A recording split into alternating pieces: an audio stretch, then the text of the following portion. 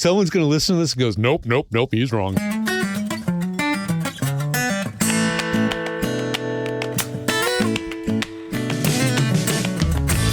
Welcome to another episode of Chewing the Fat. I'm your host, Big Rob. Thank you so much for tuning in, downloading the podcast. I certainly do appreciate that. And to the folks that have bought me a coffee at chewingthefatbr.com, thank you again for supporting the podcast. Helps us to tell those beautiful, messy human stories. And one of my favorite beautiful, messy humans is on the line with me right now, all the way from Los Angeles. Please welcome George the Tech Whittam. Hello, how you doing? Thanks for bringing me in. And it's fun. It's great to line this up because we've been talking about it for a while. So thanks for having me on.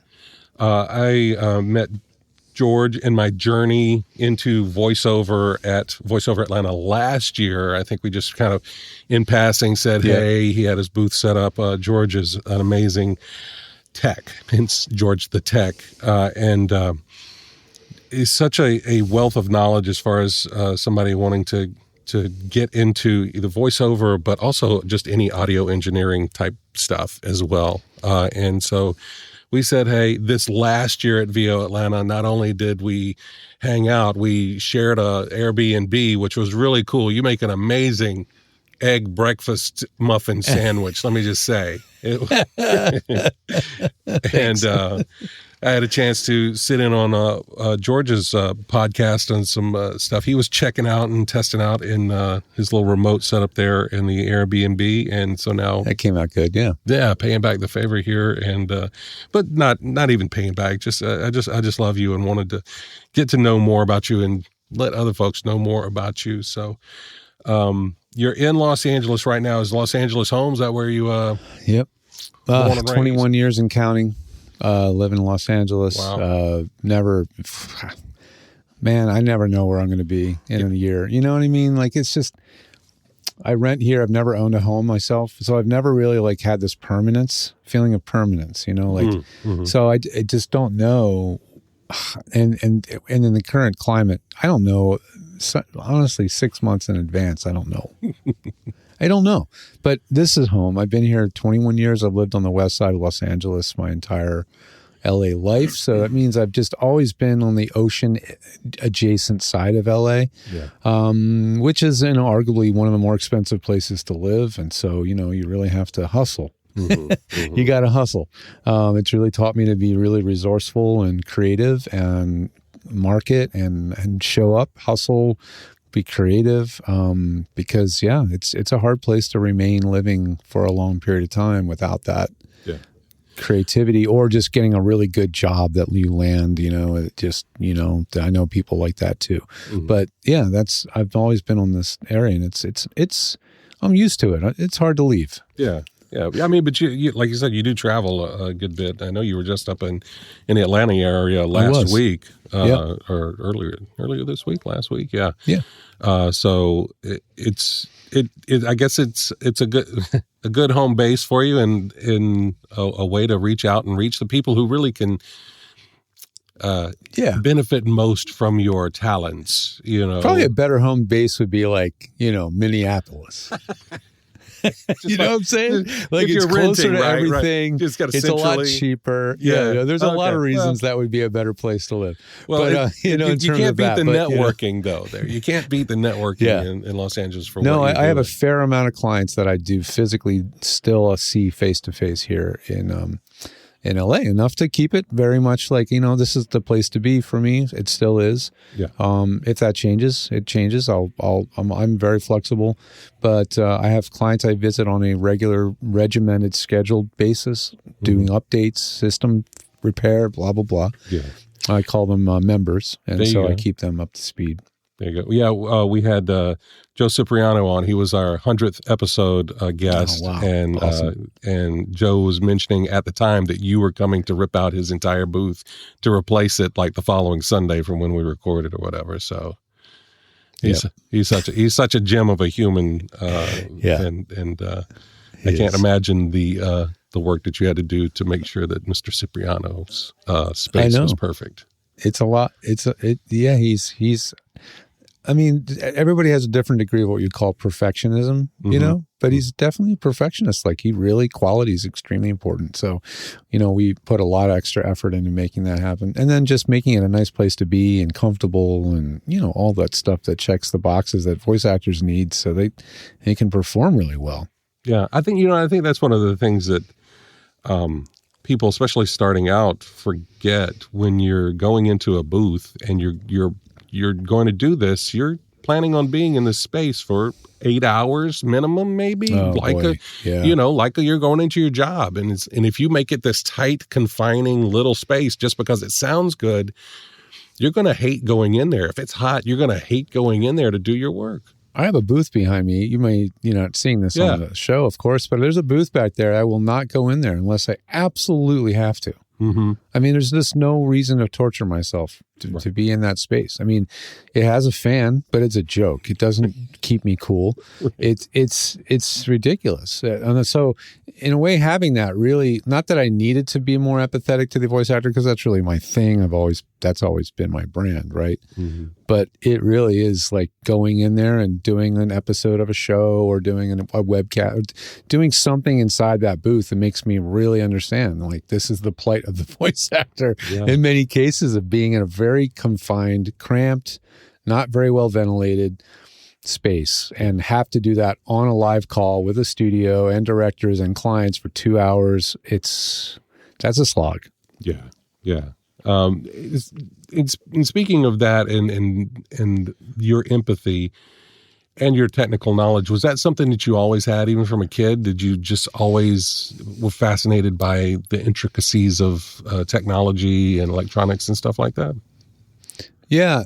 Never to the depth that some people might go. You always hear stories of folks like me. They're like, well, then I discovered this and I couldn't put it down. Mm-hmm. I think because of the sort of ADHD tendency that I have, I really like jump around from different activities and things very rapidly. Mm-hmm. But I always definitely I've always been into science. I've always been into technology and sound and music. I studied and played music through school into college. And so those things all overlapped for me. And my father was a naval electronics technician in the Navy in the 60s. So he came into my life, or I came into his life, with electronics being around. And he was a ham radio operator. So he had a ham shack to the hilt with stuff, And so that's just always been around me. So that definitely left an impression on me, no doubt. That's really cool. What did you play? I played trumpet. That was always what I played. My dad played when he was in school. When I was at school age, he handed me his old beat up trumpet. Yeah. And then after a year maybe of elementary school, and he got me a nicer horn, and then I still have the horn that he got me when I was in high school. And I'm not actively playing, but I keep it as a reminder of my music and the thought that someday it will inspire me to pick it up again. Yeah. And crazy enough, a client of mine, I was at his house and he said, I'm going to give you this. And he hands me a cornet, which is a sort of a trumpet, but a little bit of it's an old fashioned instrument. Unfortunately, it's not in demand, but it's still a nice horn. He hands me essentially a brand new Bach Stradivarius silver plated cornet. Wow. And he says, I don't play this. I thought I would. I'd like to give this to you. I was like, what? So now I have that. That's so awesome. I have this beautiful horn that's like brand new in the box. So they're just begging me to someday get my lips back. If you've played guitar, you have to get your calluses to get past that painful stage. Trumpet is the same thing. You got to build up embouchure and muscles, and you can't. Without that, you just can't enjoy playing. So it's someday will be there for me. No, that's awesome. That is so funny because trumpet's the instrument that I played in cool. high school as well. And that's my aunt played trumpet, and so my first trumpet was her trumpet. No kidding. And then I got another one. I know how rare it is for women to be into playing trumpet, and especially back in the day. So you hear that. I knew some of the best trumpet players I actually knew in school were women too, like really good players. Yeah. Yeah, so that's interesting that you had that, and I didn't keep my other trumpet from when I played, I ended up selling it to a kid who was starting or whatever. And so I was like, yes, let's pass it on to somebody else. Sure. But just a few years ago, I picked up a flugelhorn to have. Because I had that same thing. I was like, man, I played for years and years and years. Chuck Mangione. Oh, yeah. Yeah. No kidding. I posted online somewhere when somebody posted a thing about Chuck passing, and I said, this sounds crazy, but every time I'd get my hand on a flugelhorn, that was automatically I would play "Feels So Good." I would just immediately, because it just like that song and that instrument and everything was just like, it just was like the sound, And that was what, I would play that. But yeah, that's fun. That's a really beautiful sounding instrument. Oh yeah. Yeah. And I think being introduced to Chuck Mangione as far as like his music, I think I probably heard it first, like in the soundtrack of, was it Cannonball Run, where It Feels So Good was one of the songs there. Cause that was his, I guess that would be called his one-hit wonder, I guess you would say, or what he is known for. His signature tune is his signature sound. Yeah. And it's got, if you isolate the horn, it could be any era, but as soon as you hear the backing tracks with the, the wah-wah chicka-chicka guitar, you're like, oh, it's 1977. Boom, it's dated, right? It sounds dated. But the horn, it's beautiful. It's beautiful. That's awesome, and that's awesome that you have that, and hopefully you'll pick up that Stradivari and work on. Yeah, I've got the French Besson. That's the horn I grew up with, which is sort of the affordable Strad, and now I have the Stradivarius, cornet, and the cornet is like halfway. It's like the halfway point between a flugelhorn and a trumpet. It's like the middle. Is it like this? This is so dumb, and people are gonna be like, "Why are y'all talking about this?" Why? Is it the shepherd's crook style cornet? Where it's got where it has a little extra dip extra on the body side. No, I don't. That's a. Oh my gosh! You're gonna have to get it out and look at it. I don't remember right now. I don't feel like it is. Oh, okay. I feel like it's not. But I always thought those were cool looking cornets. The ones last nerd fact: did you know the cornet is more closely related to a tuba than a trumpet? Really? And do you know why that is? Is it Well, I mean, is it a 4-valve cornet? Nope. No. It is simply the bore of the pipe in a trumpet remains the same all the way until you get to the valves, and then the pipe increases to the bell. Right. On a flugel, on a cornet, and tuba and euphoniums, everything, the bore actually increases from the mouthpiece, from the lead pipe all the way down the. That's the difference. Oh wow! Aren't you glad? Aren't you glad you brought that up? This will be trivia. I'll win trivia because of this at some point. Someone's gonna listen to this and goes, nope, he's wrong, and that might be true. And I apologize, but that's what I believe I remember to be true. That's awesome. So from playing trumpet and hanging out in the ham radio station, how did you get to where you are now in what you're doing as far as like technology? What was that path? Was that in college? Was that did you go for like sound design, electrical engineering, or that type of stuff? Yeah, I did get accepted at Virginia Tech in the engineering school for electrical engineering by some miracle. I had just good enough grades, I guess, in high school, because to get into engineering school at Virginia Tech, you have to have a pretty good GPA, and you got So I got into engineering school. And I studied engineering. Well, let's put it this way. As a freshman in engineering at school at Virginia Tech, you're really not taking engineering classes. You're taking all the prerequisite classes. And I was not a super motivated high school student taking AP classes. So I had to take English and I had to take all the lame classes, right? So, for me, freshman year of college was it was really a drag because it was like English, calculus. I think I had Fortran because they made us learn Fortran, which is an ancient programming language. Yeah. So it was a drag. Let's just put it that way. It was a freaking drag. And then I had to study my butt off, and I had no study discipline. I had no way of controlling my food intake. I had no way of controlling my access to alcohol. I freaking went off the deep end, man. I was up all night. An overload partying, of freedom. Eating. Yeah, it was like an absolute culture shock for me. Yeah. And so needless to say, it was very difficult. And actually, after my second semester, I was failing out of school. I was in a bad place. So I had two choices, was to either drop out or buck up and like stay. I was what they call academic probation. So I wasn't gone, but I was fixing to be gone. You know what I mean? And so my next semester, I fortunately took a music history class, a 3000 level class in jazz history, and as an elective. And it was in this beautiful facility that had Neumann mics hanging from the ceiling to record choirs and like this beautiful salon. And I was like, holy smokes, I had no idea this was here.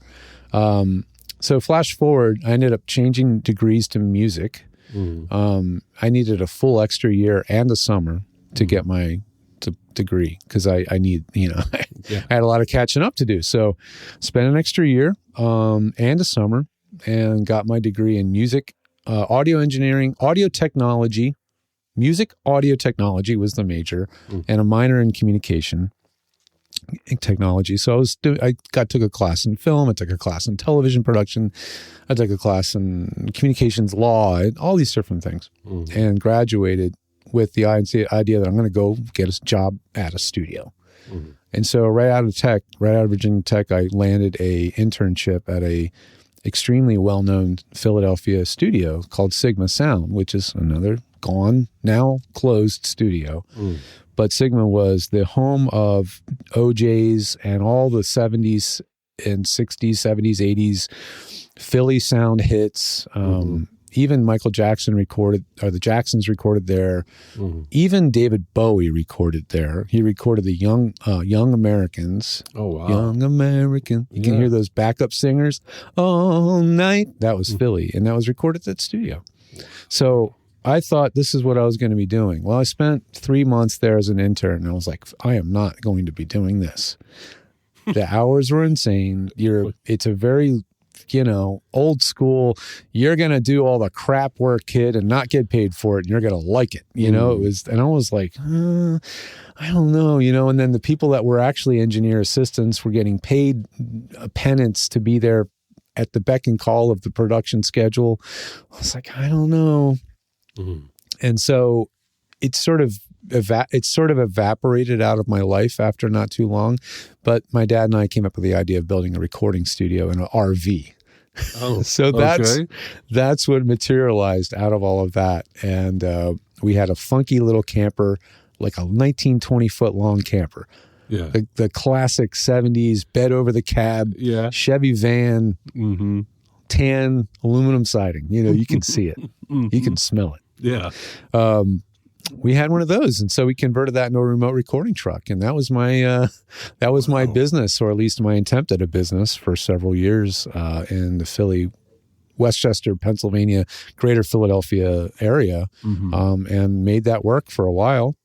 It was really challenging starting a business that way. I had no business background, and I really kind of found out my dear father also did not.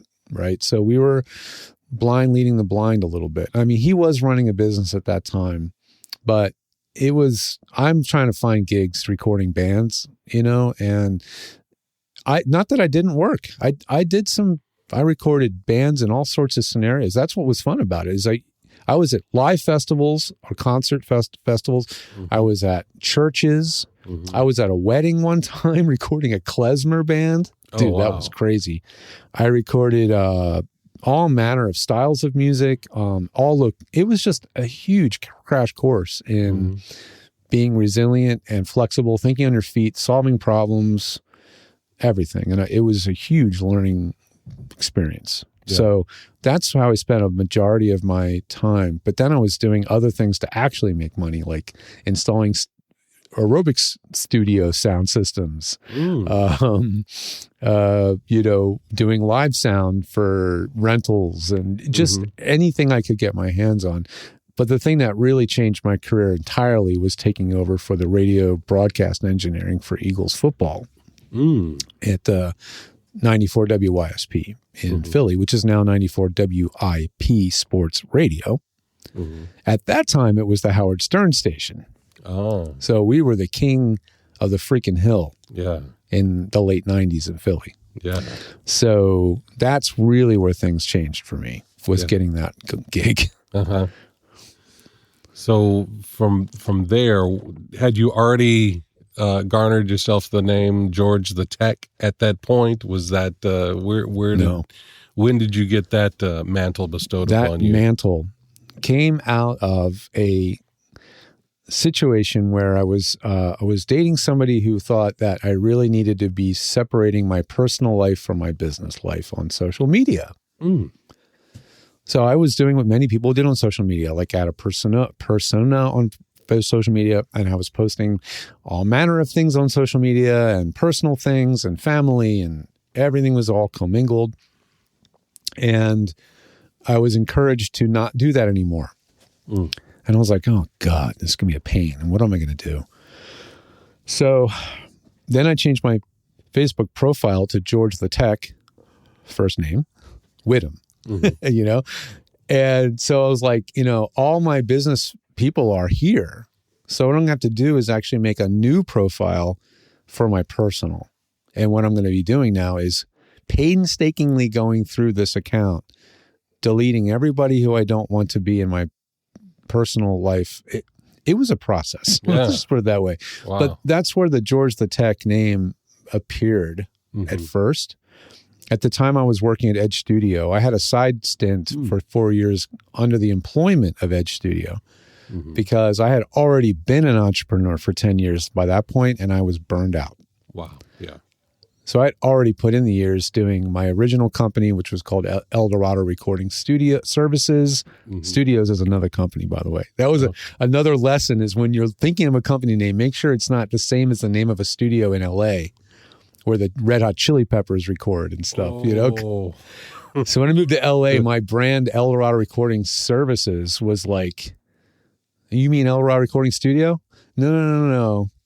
And then after a stint in production mixing and other stuff, I was like, it's time to brand myself specifically to voiceover. Wow. We're missing a whole chunk of story in the middle there, but well, what's the chunk? What's the chunk is how I got into voiceover. Well, how did you do that then? Let's figure that out. Oh my God. So when I was in Philly, I got to know a producer who at that time was actually on his way out and starting his own voiceover career. Mm. A lot of people do start in voiceover, doing voiceovers for radio, as a producer, recording spots. And he was getting so successful booking work that he was like, it's time to go. Go to New York, get an apartment. And that's what he did. I went there with my friend Lane, who was my mentor at the time, and he and I set up his studio. So now I had this connection to a voiceover guy. Paul Turner was the other one. I got to intern and do some work at Paul Turner's studio. Paul at the time was the voiceover for Howard Stern. Mm-hmm. So his voice was very well known. And so I had these two connections to voiceover. Well, the Paul Turner one didn't really go anywhere at the time. But when Howard moved to LA before me, and then I ended up moving to LA too, I reached out to Howard and said, hey, I'm in LA now. If you ever need anything, let me know. Mm-hmm. A year later, he said, I want to do some updates to my studio. I want to do some renovation. And, instead of flying Lane out, would you come over? And I said, sure. So there's my client zero. That was my very first client, And then he told his management about me. His management told Rick Wasserman, Rick Robles, and Melissa Disney about me. And they were my first 3 referral clients. Wow. And they're still my clients to awesome. This day. Yeah. And it just blossomed from there. And then I got a connection with an engineer, and that engineer recorded Don LaFontaine all the time. And then one day he's recording Don and he's hearing this buzz on the signal. Mm-hmm. And he's like, we got to get this fixed. Mm-hmm. So Steve says, can you go over to Don's house and figure out why his mic is buzzing? I'm like, who's that? He's like, oh, you'll know. I was like, okay. I wasn't like obsessively Googling people at the time. I was just like, all right, it's a client referral. Let's go see this guy. Go to his house. I'm like, holy smoke, this dude is a freaking gazillionaire. It was a fortress. Yeah. And then went down to his studio and he told me what he wanted to do. And he's like, all of a sudden you heard the ISDN box, bleep, bleep. And I'm like, he's like, oh, I got to go into the booth. Okay. Pops into the booth, does The Simpsons, and he does the Simpsons trailer. And I was just like, my head explodes. And I'm like, holy crap. This is the absolute king of all movie trailers that I'm in his house. And that was like, all right, this is what I'm going to do. Oh, that's awesome. He said, listen, man, they installed all this gear for me 10 years ago. They disappeared. Nobody's around to help. I don't have anybody to call when things go wrong.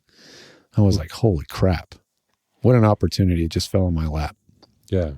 And that's where it started. Yeah. And then I became VO Studio Tech until Edge Studio. So that was sort of the middle part of the story is I created VO Studio Tech, and then Edge Studio essentially acquired the name when they hired me. 4 years later, out the door I went, and I started George the Tech. Mm-hmm. Well, I have georgethetech.com too for everybody that goes, what? Yeah. When you say George the .tech. Right. Yeah, and then I started that company because I still had I had that name and I had that Facebook presence as George the Tech, and I was like, what am I going to call it? Yeah. I guess George the Tech, and that's how the name stuck. Yeah. No, but that's great. Oh, golly.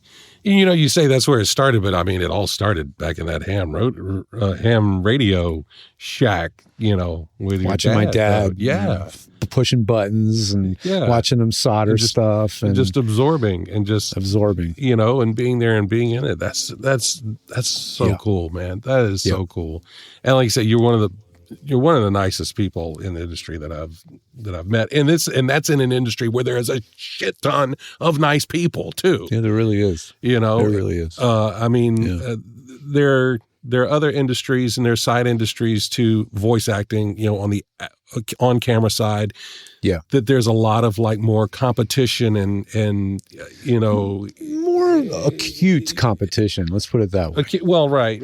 And acute, it's like you're literally in a room with 20 people and one of you is getting the job. It's a very physical in their space. Yeah. Literally physical. Like you have to maintain your health and your skin. Mm-hmm. It's just it's super stressful, that on-camera stuff. Yeah. And whereas like this, it seems like, the majority of folks you find, every industry is going to have those folks that don't feel that same way. But, the majority of folks I've met here remind me of folks I met when I was in radio that, we're all doing the same job. We're all trying, we want to all see all of us succeed and we all want to do a great job. And it's fun to work with people you have a good time with, Yeah. Yeah, totally. Mm-hmm. So for you now, what is bringing you joy? What's bringing me joy right now is I'm actually working on a whole nother company. Okay. So that's one thing that's bringing me joy. The eternal entrepreneur. Yeah, I guess I am a serial entrepreneur after all. But yeah, I'm starting another brand company and everything and called pushbuttonstudios.com. Mm-hmm. And I built a website as a placeholder until I have the real one built. Mm-hmm. A guy named Will is going to make it. He's a voice actor himself, and he's going to build our real site.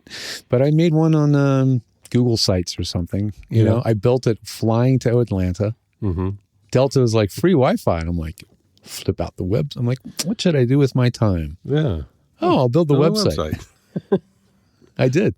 That's awesome. I already had the domain registered and everything, so I just had to get that working. But by the time we landed, pushbuttonstudios.com was alive. So now I have a new business concept, which is really around building video studios for business people. That's really the niche is small SMBs, as they say, small to medium business people who need a better branding, better video, audio quality, just need to step up the game. And that's who I'm going to be working with in that other business. Yeah. So that's keeping me excited on the business level and keeping me inspired and joyful because it's a high energy thing, very fast paced process. Yeah. AI is definitely a big part of this process because I'm accelerating things that would have taken me 2, 3, 4 months or taking 2, 3, 4 days or 2, 3 or a week, Oh, wow. It's a crazy thing. Yeah. But on a more personal level, really, for me, cycling is a very important thing for me. Biking, mountain biking. I'm very much involved with a lot of cycling communities here in Los Angeles. I can go to like almost any ride or group ride and I'll know somebody, or I'll know a lot of people depending on the group. And I'm very social. So for me, cycling is a social thing. I almost never go ride solo by myself. It's always motivated through a social thing. And so that for me is my exercise, it's social, it's an outlet, it's an escape, it's a moving meditation, whatever level you're at. I mean, it checks all the boxes. And so for me, it's definitely going to be the thing for me personally is cycling. And then I'm in a relationship of almost 7 years. That brings me joy about 57% of the time. And then, and then I have my 16-year-old living in Georgia, and she brings me joy constantly, so there's a few really nice sources there of joy. That's awesome. Is your daughter following in your technology footsteps, or kind of? She's a very creative person. Her mom's a photographer, and so she's got that art gene thing going on, and so she's highly active in drawing, creating graphic character design. Oh, wow. 2D design, 2D, maybe even 2D animation. We'll see what she decides, but she's very talented in creating art and character design. So she's hopefully we'll get her into SCAD. It's an obvious choice for her. If she gets the grades she got last year, she'll get a full ride. That's awesome. Let's see if she's motivated. Mm-hmm. She's motivated. So, she's not afraid of tech, but she's not into tech. Mm-hmm. If she has tech, it's because her dad put it on her lap and say, here's something else. Every time I go to her house, it's something I'll throw her. Like, here's some lights I got you, kid. How about these Philips Hue lights that I found? You want to try these? She's like, what do I do with these? And I'm like, and like, here's a ring light. I gave her a ring light, and for graduation, I sent her a little tiny boombox that plays CDs and cassettes. Ooh. So now she has CDs and cassettes in her possession. That's awesome. So I'm forcing her, but kids her age want tangible shit. They're tired of just everything being digital. Mm-hmm. They're actually craving for stuff and physical. Like her room is wallpapered in movie poster or character posters and artists wallpapered in posters.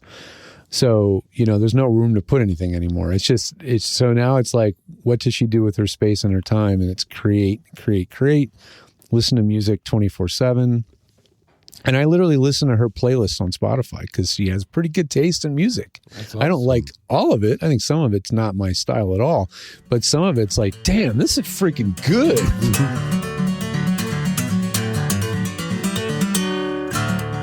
All right, George, this is the second segment of the show. This is a segment we dive a little bit deeper into your mental health journey.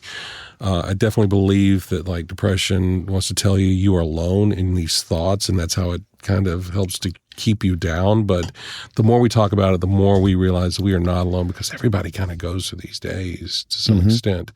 So for you, how do you keep the darkness at bay? Well, it absolutely has. It's absolutely cycling for me. I mean, bicycling is super important for me to have an escape. Like when I get on my bike, we talk about presence and people talk about meditation and the benefits of meditation. Mm-hmm. This is my form of meditation now. Like I've actually studied meditation. I've practiced meditation. I was even in an organization where we would sit on the street in downtown Los Angeles and meditate. Oh, wow. It was called Public Displays of Meditation. Wow. So I've been there and done that, right? And so I don't have a practice in traditional meditation. I cycle and bike. When I go out and ride a trail in the hills of to Santa Monica or the mountains, I am not thinking about any BS, any stress, nothing. I am 100% present. And so that reset, that is crucial for me, is those little escapes, 2, 3, 4 hours at a time, where I get to do that. That's really one of the main ways that I keep the darkness at bay, for sure. Yeah. Yeah. Do you find that it's just, when you're riding, when you're cycling, it's, you're saying you're being present at the moment. Is it their appreciation for the trail that you're on, the nature that you're in, or is it clearly just a zoned out There are times where I am it just is part of I am part of the bike, and we are just traveling. Yeah. The whole, being in the zone thing people talk about. I get into the zone all the time, Mm-hmm. That's what's so great about it. And occasionally you get knocked down. I mean, I'll be having a good time and I will fall. And that's shocking, I've got a million little dings and scars and nicks and crap on my arms and legs and that comes with it too. But it doesn't happen that often anymore when I get hurt. It's rare. I got hurt a couple times in one weekend a couple weeks ago, and it was kind of an eye opener for me. One of them was just one of them was just carelessness. Like I literally had a sweatshirt go into my front wheel and throw me over the handlebars. Oh, wow. That was really brutal. Yeah. That's never happened to me. So I'm 51. I've never been thrown like that. That was tough. Yeah. I didn't break anything, but I could have. I still have a sprained left wrist as a result of that. Oh, wow. But those things are going to happen. But I would much rather fall on the ground, hit a rock, or hit a tree than get killed by a car. So I'm much happier off the streets, up in the hills, on the trails. If I ride on the streets, again, with people, it's with friends, it's always in a group. Feel much safer in a group of people riding, especially in Los Angeles. And so I'm able to just be there and be in the moment and just zone out, zen out, whatever. And, there's occasions where you get with riding with somebody, you get in a little bit of a conversation. And so you kind of like, oh, I don't, and then I'll check myself and I go, no, this is sacred time right now. I don't really need to talk about current events right now. Yeah. Let's shut that part off. And thankfully, there's not a lot of that, because if you're going up a damn hill, you cannot have a conversation. The worst thing about biking with other people is somebody who's more fit than you, and you're going up a damn hill and they're still talking. And you're like, you just want to be like, shut up. It's like, I can't breathe. Stop this. And they're like, blah, blah, blah, blah, blah, blah. And you're just like, shut up. I know your conversational pace is me at maximum output right now. Yeah. That's all, that's the only downside of group rides is that happens sometimes, right?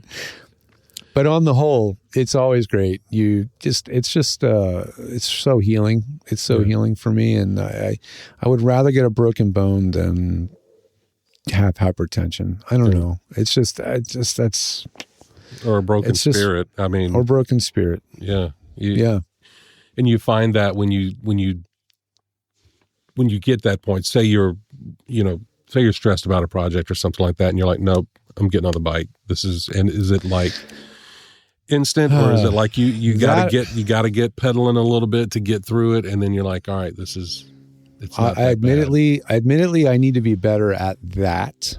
And that's the problem with me having the desire of always riding with people is it's always a schedule. You're like, I'm riding Thursday night. I know I'm riding Thursday night.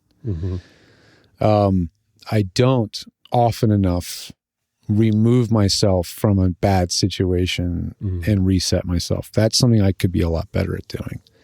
My girlfriend reminds me all the time, get up, take a break, go outside for a walk, get out of the house. That's hard for me. I could be better at that and solving that. What I think I probably do is just shift into another distraction, and just derail my thought by just dopamine searching on social or doing something else or watching something, or, but I could do more of that. That would be good. That would be a great thing to do, a healthy thing to do. So that's something I can work on, I think. But that is a great way to do it, though. Yeah. Do you find that, having a partner that recognizes those times in you is also really helpful? Because sometimes we do, you get to that point where you're like, no, I just need to go. I need to work it down. And sometimes it takes that physical kind of like, hey, either somebody texting you, checking in on you, hey, how's things going? Or just like, you need to take a break. Let's go grab a coffee and come back or something, Yeah. Yes. No, it's great having somebody who, my partner is very, very empathetic and really, she knows me. Like she sees me when I'm stressed. She knows I can't hide anything from her. So it's great to have somebody to remind you. I'm definitely very stubborn. So it can be very hard for her to get me to stop doing what I'm doing. But it just to have having somebody around to check in on what's going on is really, really, really helpful. Yeah. I mean, folks that live alone, they have a degree of independence that can be really pleasant, but not having anybody else around ever to just check on you. I mean, this is a weird thing to say, but people that live alone are going to get more skin cancer and die because nobody's looking at their skin. Yeah. I mean, nobody's checking the moles, right? Right. Like, just having somebody around to do that. Yeah. So it is nice having somebody to look at, to check on you. And this is probably why my entire adult life since I've started I started dating very late. It was in my mid-20s. But ever since then, I haven't spent more than a couple of months not in a relationship. Because I found that once I had somebody, even though it's really challenging and there's a lot of stress that comes as a result of it, they're just still the benefits are there enough for me that it's really worth to have somebody to check on me and, keep me honest and just look out. Like, what are you doing right now? Like, stop it. I need somebody. I hate to say it. I'm not that incredibly always self-aware, independent where I can just regulate myself.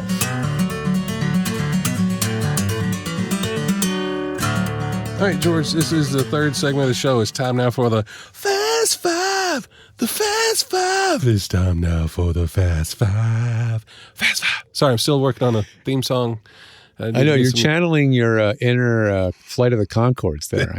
We've had the whole chat about Flight of the Conchords. Exactly. That song, I keep meaning to put it on my Roadcaster.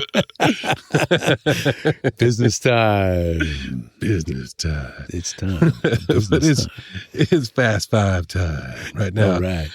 Fast Five is powered by Poddex. It's an app created by my friend Travis Brown. If you go to chewingafatbr.com/Poddex, it'll take you to the link. You can download it on your favorite mobile device. It's made for podcasters, but it's great, just random icebreaker questions on some great categories and stuff like that. But I'm going to just pull up the randomizer here. It's just 5 random questions, no wrong answers. First thing come to the top of your head. You ready?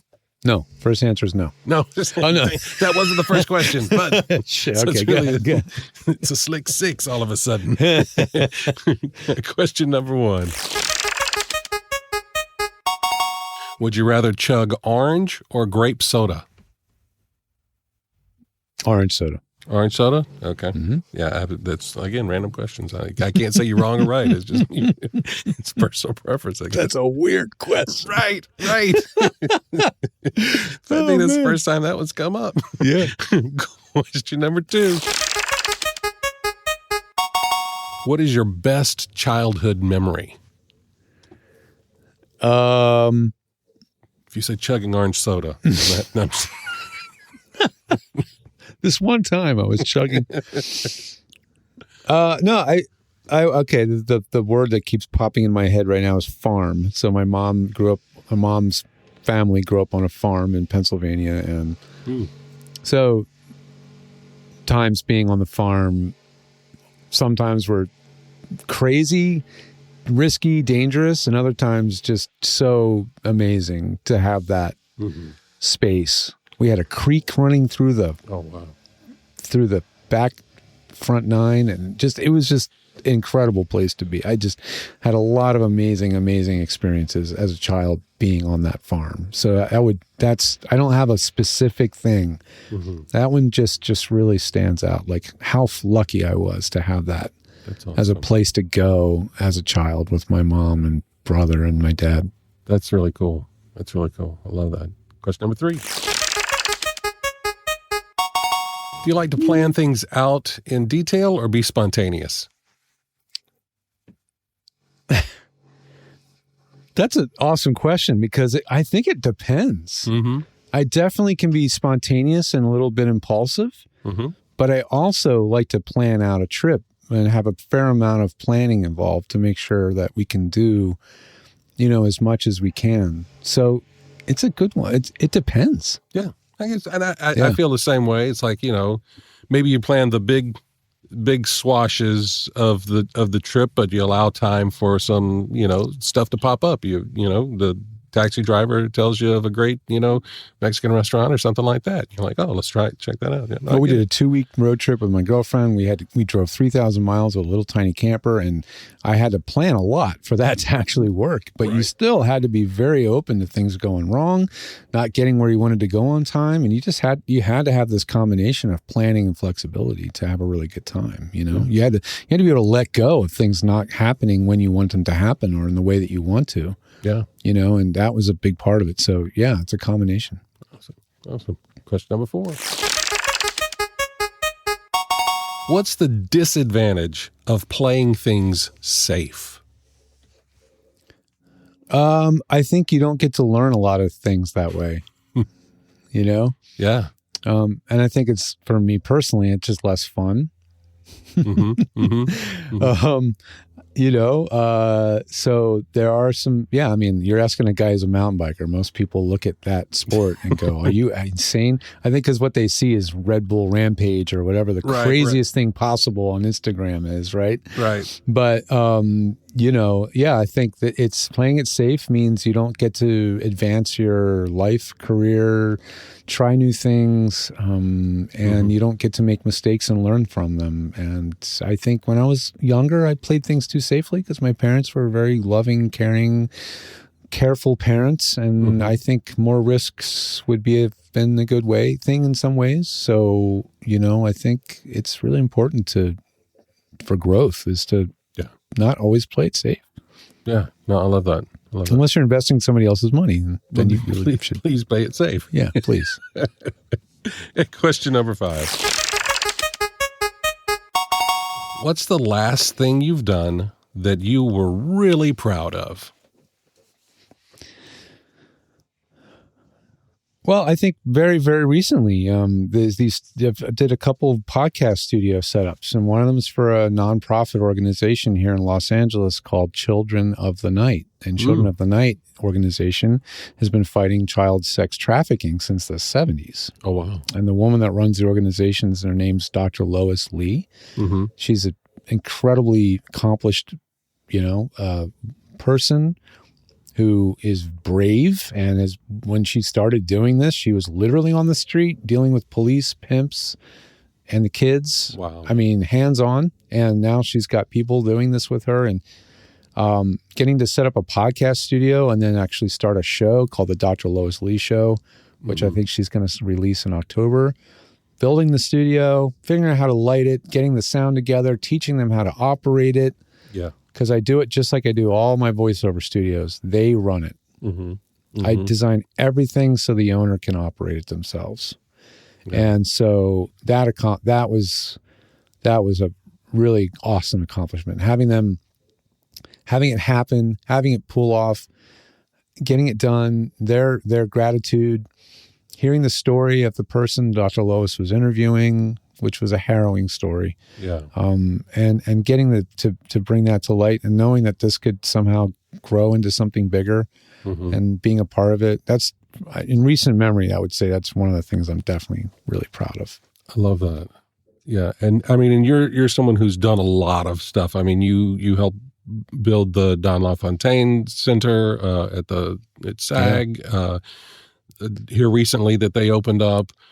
But that just shows your heart. And that's another reason why I love you so much is for that to be something that is a highlight of what you've done, because it's about helping other people tell their stories and to really make a difference with the stories that they're telling. I love that. I love that. I love voice actors. I love actors. Yeah. I love that. Well, that's our Fast Five, and that is the show. Thank you so much, George, for being here. I really appreciate you and appreciate your time, brother. Oh, it was great, man. I hope you do it. I hope you don't spend too much time stressing out over editing down the first segment. No, not at all. Not at all.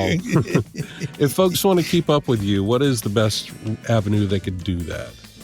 Well, everybody in the voiceover world, definitely GeorgeThe.tech is where we operate and provide services to the voice acting community, from just very basic sound checks to hear your audio and see how you're sounding, to studio design, to setting up processing presets and stacks and racks, which are most popular services. And if you're more on the I need a studio for television quality video at home or in my business, that's our brand new pushbuttonstudios.com. Nice. First time I'm really mentioning it in public is right here. So I love it. Yeah. So there's two ways depending on what your interests are. Awesome. Well, I'll make sure I put the links to those in the show notes and on the webpage. Again, George, thank you so much for what you do and who you are and for being here, you man. too, I really Rob. do appreciate it. You too, man. Wish you nothing but success in everything that you got going on, man. Thank you. I just really appreciate it. Thanks, man. And thanks for not making me cry today. Appreciate you very much. We'll do that once we finish here.